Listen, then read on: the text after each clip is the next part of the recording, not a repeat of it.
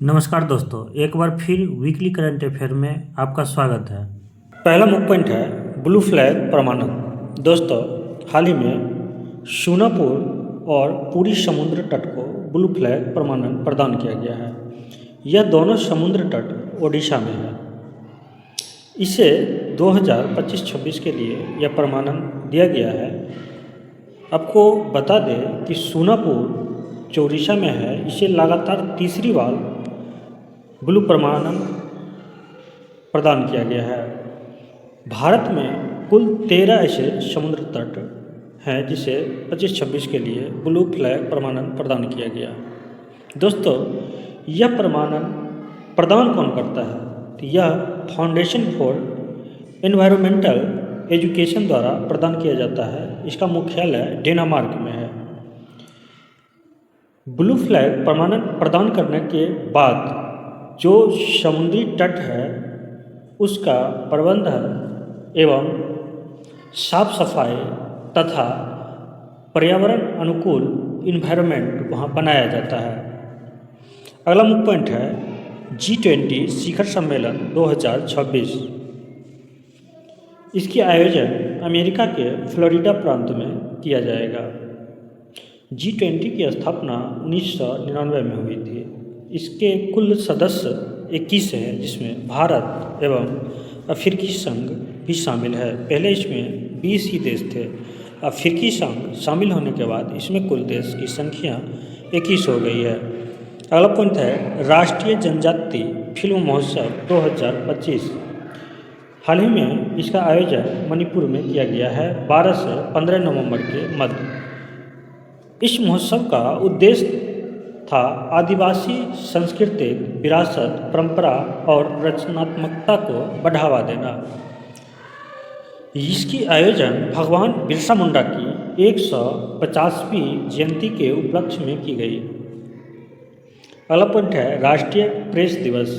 प्रत्येक वर्ष 16 नवंबर को राष्ट्रीय प्रेस दिवस मनाया जाता है। इसका उद्देश्य है स्वतंत्र एवं दायित्वपूर्ण प्रेस की भूमिका को मान्यता प्रदान करना। नेक्स्ट पॉइंट है दुनिया की सबसे तेज हाई स्पीड ट्रेन। इस ट्रेन को चीन द्वारा लॉन्च किया गया। इसकी स्पीड 620 किलोमीटर प्रति घंटा बताई जा रही है। अगला पॉइंट है विश्व बौद्धिक संपदा सूचकांक 2025। दोस्तों, हाल ही में बौद्धिक संपदा संगठन द्वारा यह सूचकांक जारी किया गया है, जिसमें चीन पहले स्थान पर जबकि भारत 6वें स्थान पर है। अगला पॉइंट है पन्ना हीरा को GI टैग। दोस्तों, मध्य प्रदेश की यह 21वीं GI टैग बन गया है। पन्ना हीरा का खासियत यह है कि यह हरा रंग का होता है और साफ कार्बन लाइन इसमें आप देख सकते हैं। अगला पॉइंट है शिमू शेट अवार्ड। दोस्तों, राष्ट्रीय विज्ञान संग्रहालय परिषद को शिमू शेट अवार्ड प्रदान किया गया। राष्ट्रीय विज्ञान संग्रहालय ने कोलकाता साइंस सिटी की on the edge climate change gallery स्थापित किया। इसी गैलरी के लिए इन्हें यह पुरस्कार प्रदान किया गया। शेख हसीना को मौत की सजा। दोस्तों, बांग्लादेश की पूर्व प्रधानमंत्री को अंतर्राष्ट्रीय अपराध अधिकरण, जिसे हम लोग ICT बोलते हैं, इनके द्वारा मौत की सज़ा सुनाई गई। अच्छा, ये मौत की सज़ा इन्हें क्यों दिया गया? आपको पता होगा कि पिछले वर्ष बांग्लादेश में छात्र आंदोलन हुआ था और यह छात्र आंदोलन शेख हसीना की सरकार को बुखार फेंक दिया और वहाँ पर तत्कालीन प्रधानमंत्री यूसुफ को बनाया था। अब क्या हुआ कि जो छात्र आंदोलन हुआ था उसमें काफ़ी हिंसा हुआ था। उस हिंसा में बहुत सारे लोग मारे गए, जिसे अंतर्राष्ट्रीय अपराध अधिकरण ICT ने मानवता के विरुद्ध अपराध का दर्जा दिया और इसी अपराध के लिए शेख हसीना को मौत की सज़ा सुनाई गई। बांग्लादेश ने अब भारत सरकार को पत्र लिख के शेख हसीना को बांग्लादेश भेजने की आग्रह किया है ताकि उसे मौत की सज़ा दिया जा सके। अगला मुख्य पॉइंट है ऑपरेशन मिडास। दोस्तों, यूक्रेन द्वारा भ्रष्टाचार योजना को पर्दाफाश करने हेतु ऑपरेशन मिडास चलाया गया। यह ऑपरेशन यूक्रेन का NAPU और SAPO द्वारा 15 महीना तक गुप्त रूप से चलाया गया था। अगला पॉइंट है सारंडा वन। दोस्तों, यह सारंडा वन झारखंड में है। चर्चा में क्यों है? तो हाल ही में सुप्रीम कोर्ट ने इस वन को वन्यजीव अभ्यारण्य घोषित किया। जब वन्यजीव अभ्यारण्य तो राज्य सरकार घोषित करता है, तो सुप्रीम कोर्ट क्यों घोषित किया?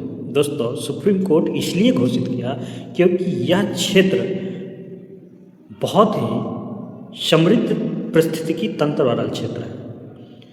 यहाँ पर विकासात्मक कार्य बहुत तीव्र गति से हो रही है, जिससे जैव विविधता को क्षति पहुँचने की संभावना है। इसी वजह से सुप्रीम कोर्ट ने राज्य सरकार को आदेश दिया कि उसे वन जीव अभ्यारण्य घोषित करे, लेकिन ऐसा नहीं करने पर सुप्रीम कोर्ट खुद ही सारंडा वन को वन्य जीव अभ्यारण्य घोषित कर दिया है। अगला मुख्य पॉइंट है सैलानी महोत्सव। दोस्तों, हिमाचल प्रदेश में यह महोत्सव मनाया गया। हिमाचल प्रदेश का एक जगह है किन्नौर, जो हिमचूमी घाटी में है। इस त्यौहार को सर्दियों का एक जादुई उत्सव की संज्ञा दी जाती है। अगला पॉइंट है एशियाई तीरंदाजी चैंपियनशिप 2025। इसका यह 24वां संस्करण था, जिसकी आयोजन ढाका में किया गया। ढाका बांग्लादेश की राजधानी है। अच्छा, बांग्लादेश में एशियाई तीरंदाजी चैंपियनशिप तीसरी बार आयोजित हो रही है। भारत का इसमें प्रदर्शन रहा कि भारत कुल 10 पदक हासिल किया, जिसमें से 6 स्वर्ण पदक था। अगला पॉइंट है शाहरुख बाय डेन्यूब टावर परियोजना। यह परियोजना दुबई में शुरू किया गया है कॉमर्शियल टावर के रूप में। यह परियोजना शाहरुख खान के नाम पर रखा गया। और क्यों रखा गया? क्योंकि शाहरुख खान की सेलिब्रिटी प्रभाव और रियल एस्टेट की ऐतिहासिक उपलब्धियां के लिए उम्मीद किया जा रहा है कि इस टावर की शुरुआत 2029 से हो जाएगी। अगला पॉइंट है अंबाजी संगमरमर को GI टैग। दोस्तों, ये गुजरात की संगमरमर है। इसकी रंग दूधिया सफ़ेद होती है एवं इसका एक ऐतिहासिक महत्व भी है, इसीलिए इसे GI टैग प्रदान किया गया। दोस्तों, हाल ही में भारत की अन्य 3 प्रोडक्ट को भी GI टैग मिला है। एक तो पन्ना का जो पत्थर है, जो मध्य प्रदेश का, उसे भी GI टैग प्रदान किया गया है। उसके बाद आपको सिक्किम में 2 संगीत वाद्य यंत्र है, उससे GI टैग हाल ही में प्रदान किया गया। अब सवाल उठता है कि यह GI टैग प्रदान कौन करता है? तो भारत सरकार के वाणिज्य और उद्योग मंत्रालय के तहत उद्योग और आंतरिक व्यापार संवर्धन विभाग जो है, ये GI टैग प्रदान करता है, जिसे शॉर्ट में DPIIT भी बोला जाता है। अगला पॉइंट है वर्ल्ड बॉक्सिंग कप 2025। इसका प्रथम संस्करण की आयोजन भारत में की गई है। दोस्तों, भारत की एक महिला बॉक्सिंग खिलाड़ी है प्रीति पवार। इन्होंने इस चैंपियन में उज्बेकिस्तान को 5-0 से हराकर एक तरफा जीत हासिल की है। दृष्टि। दोस्तों, दृष्टि यह दृष्टि क्लासेस नहीं है, यह दृष्टि है AI आधारित मालगाड़ी लॉकिंग निगरानी प्रणाली। यह प्रणाली क्या करता है कि चलती जो मालगाड़ी ट्रेन होता है, उसमें लॉकिंग सिस्टम जो गेट होता है वो कभी कभी चलते चलते खुल जाता है या मिस्टेक से खुला रह जाता है। तो इस चीज़ों को निगरानी रखने के लिए भारतीय रेलवे ने IIT गुवाहाटी के साथ समझौता किया है। इससे रेलगाड़ी का लॉकिंग प्रणाली के साथ साथ जो मालगाड़ी में रास्ते में कहीं छेड़छाड़ या लूटपाट होती है, इस पे निगरानी रखा जा सकता है। अगला मुख्य पॉइंट है अंतर्राष्ट्रीय त्रिपिटक जप समारोह। इसका 20वां संस्करण बोध गया के महाबोधि मंदिर में आयोजित की जाएगी। दोस्तों, इसकी शुरुआत 2006 ईस्वी में हुई थी। इस बार का मुख्य अतिथि अरुणाचल प्रदेश के सीएम पेमा खांडू होंगे। अगला पॉइंट है राष्ट्रीय गोपाल रत्न पुरस्कार 2025। यह पुरस्कार देसी गाय भैंस पालन के क्षेत्र में प्रदान किया जाता है। तो इसे प्रदान करता मत्स्य एवं डेयरी मंत्रालय होता है। दोस्तों, भारत के वर्तमान मत्स्य एवं डेयरी मंत्री लल्लन कुमार सिंह यानी उर्फ राजीव रंजन, जो मुंगेर से सांसद है, जदयू के नेता, वो हैं। इस बार इस पुरस्कार के विजेता अरविंद यशवंत पाटिल बने हैं। अगला पॉइंट है 10वें विश्व आर्थिक शिखर सम्मेलन। इसकी आयोजन मुंबई में की जाएगी। दोस्तों, इसका आयोजन एशिया प्रशांत सम्मेलन के साथ किया जाएगा। अगला पॉइंट है एटीपी फाइनल्स 2025।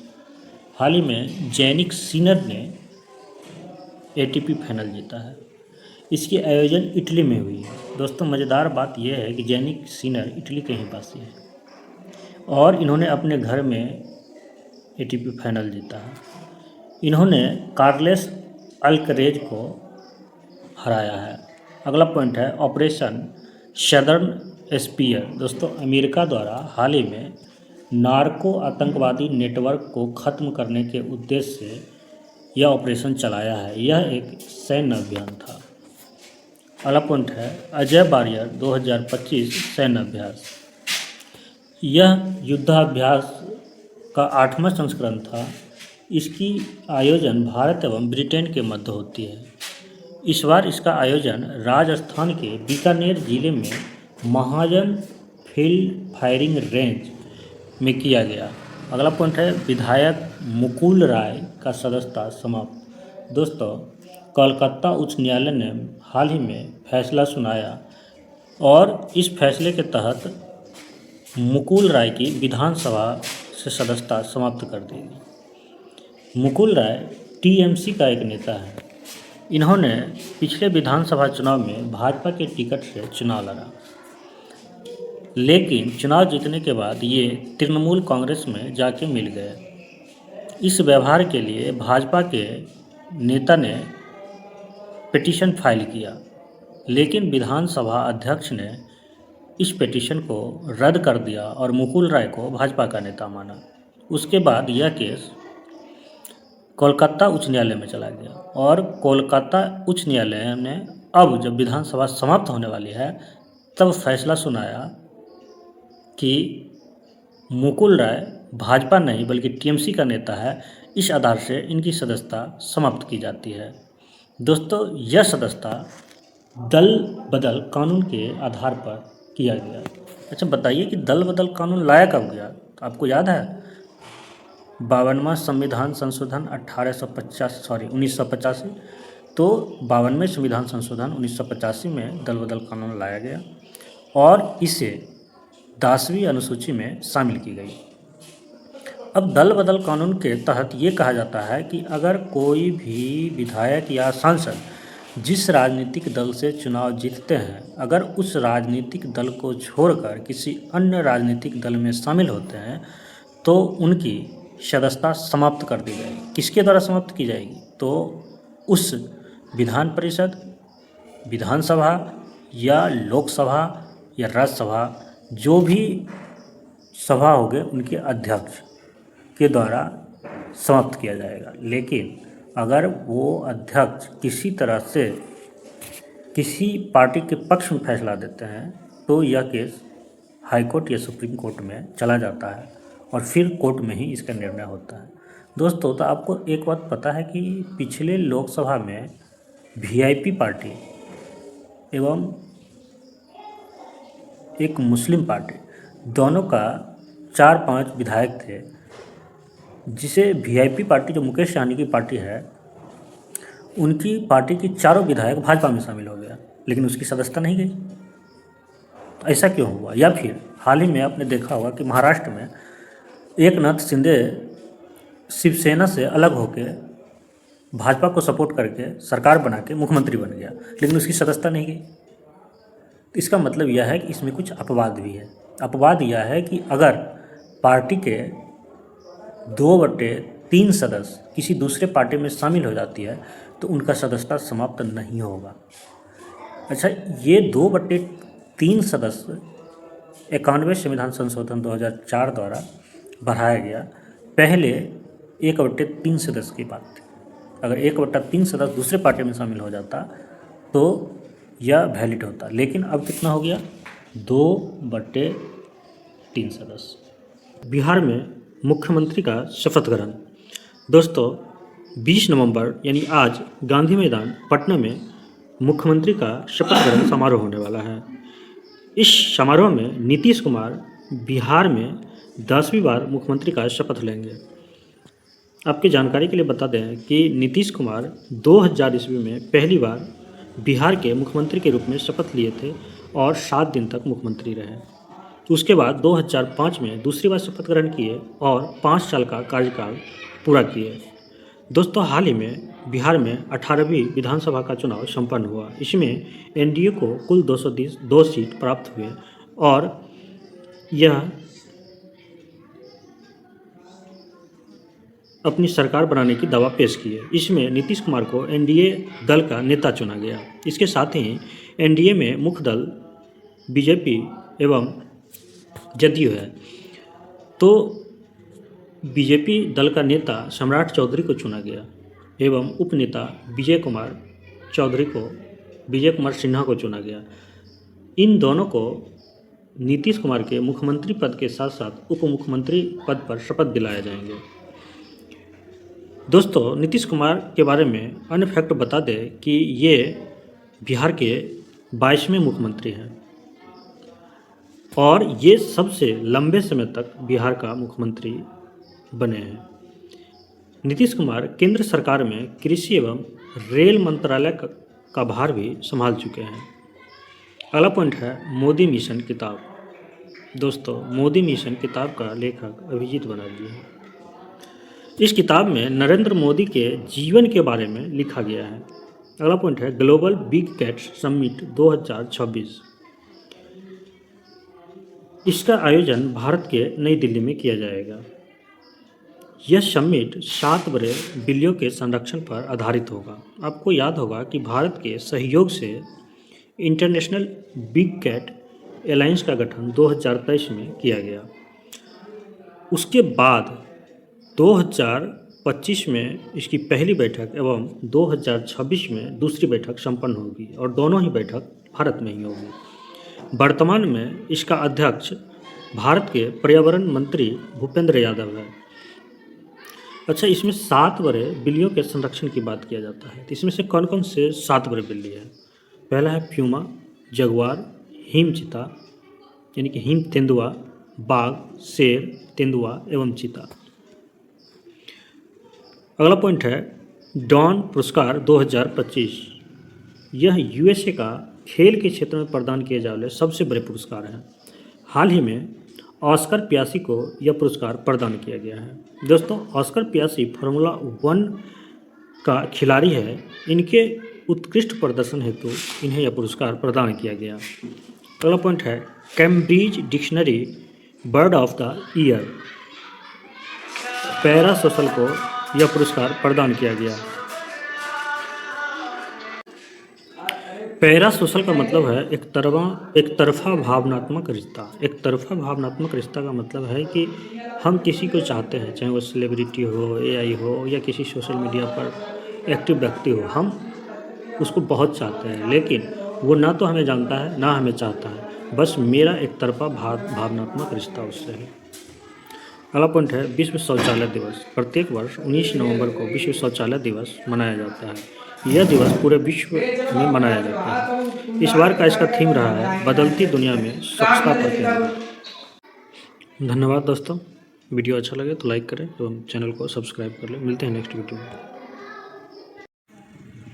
नमस्कार साथियों, आज है 21 नवंबर और आज जितने करंट अफेयर बनेंगे सभी आपके साथ डिस्कस करूँगा।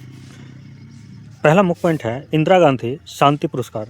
दोस्तों, वैश्विक मानवाधिकार, लैंगिक समानता एवं वैश्विक न्याय के क्षेत्र में आजीवन योगदान हेतु 2025 का यह पुरस्कार मिशेल बैचलेट को प्रदान किया गया। यह चिली की पहली महिला राष्ट्रपति एवं एकमात्र महिला राष्ट्रपति हैं। यह पुरस्कार इन्हें सोनिया गांधी द्वारा प्रदान किया गया। दोस्तों, पता है कि सोनिया गांधी कांग्रेस की संसदीय दल का अध्यक्ष हैं। अगला पॉइंट है भारत का पहला टेस्ला सेंटर। हाल ही में गुरुग्राम हरियाणा में इसकी शुरुआत की जाने की घोषणा की गई है। टेस्ला कंपनी गुरुग्राम में कारों का निर्माण, विपणन एवं सर्विसिंग सेंटर स्थापित करेगा। आप लोग पढ़े होंगे कि इससे पूर्व मुंबई में टेस्ला का एक सेंटर खुला था।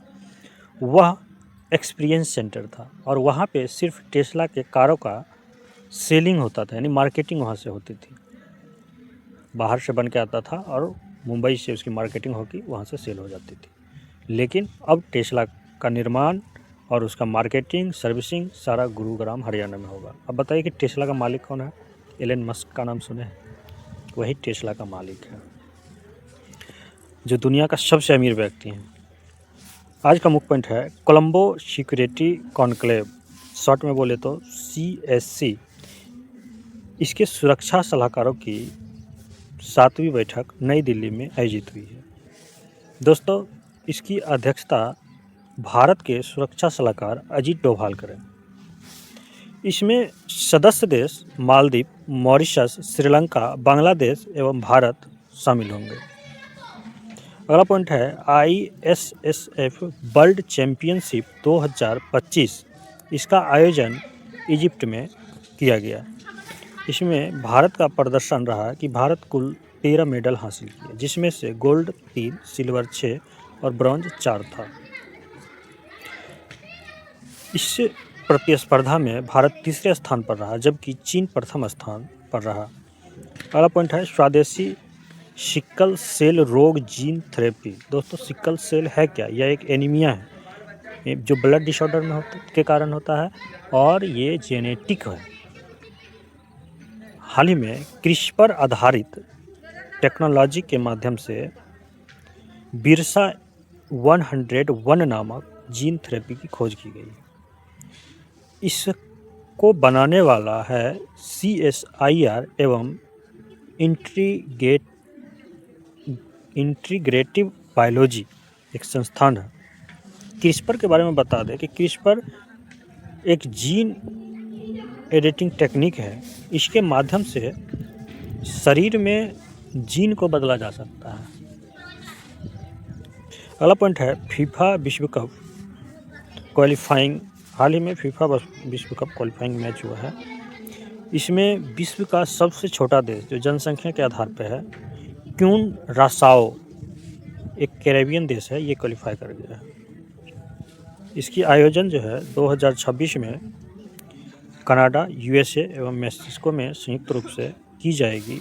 हाल ही में इसका मस्कट भी घोषित कर दिया गया। इसका 3 देश में आयोजित होने के कारण 3 मस्कट घोषित किया गया, जिसमें मूस जो एक हिरन है कनाडा द्वारा घोषित किया गया।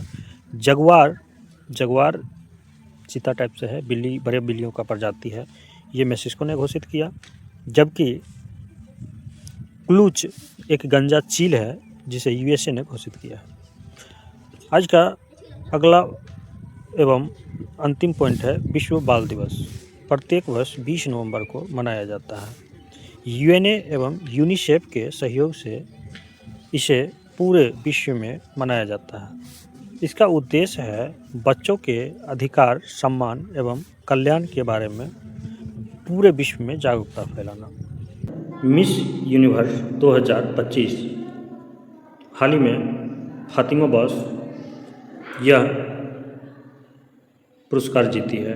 इसका आयोजक मिस यूनिवर्स ऑर्गेनाइजेशन होता है। यह इसका 74वां संस्करण था।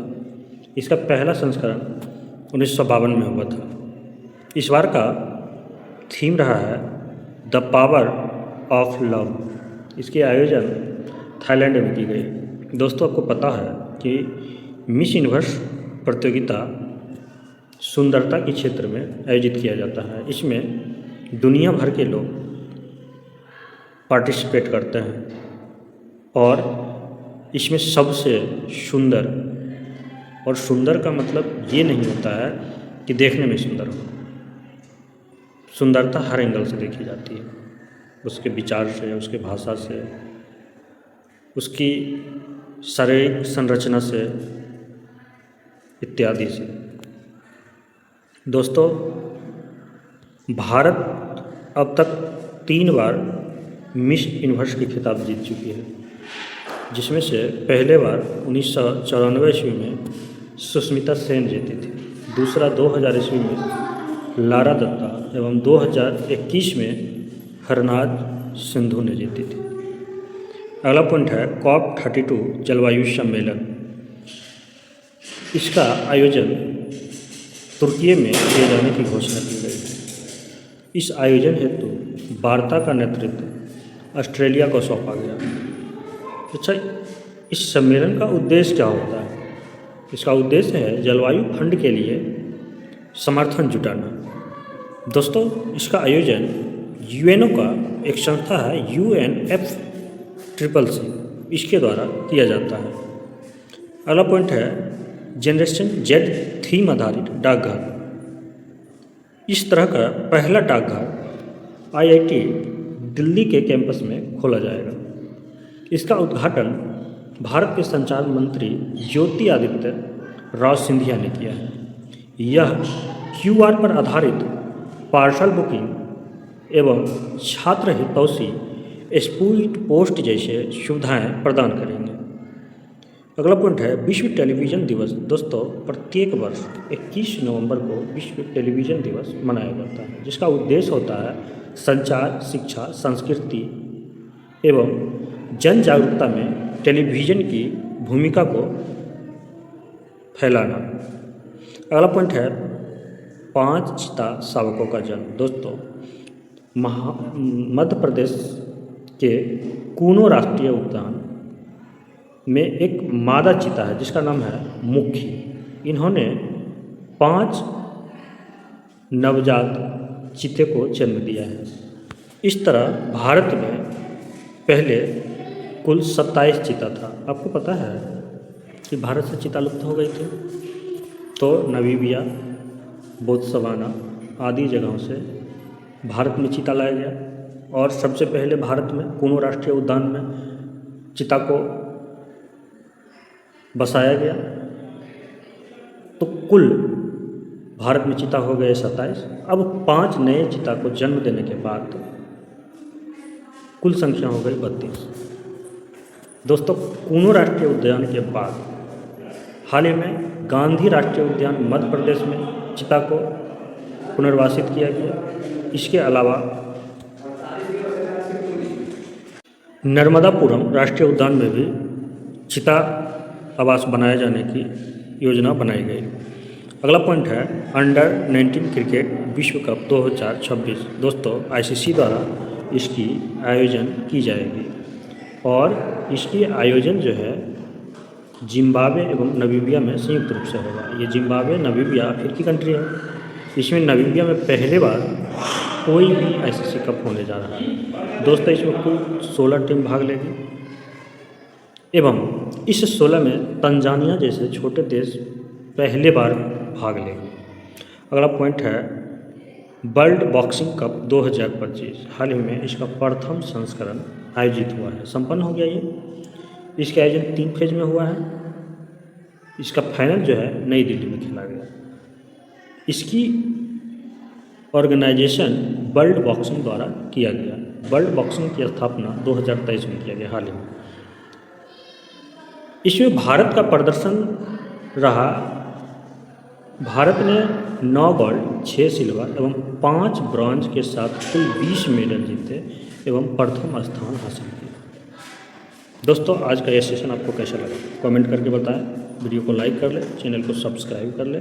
मिलते हैं नेक्स्ट वीडियो में, तब तक के लिए अपना ख्याल रखिए।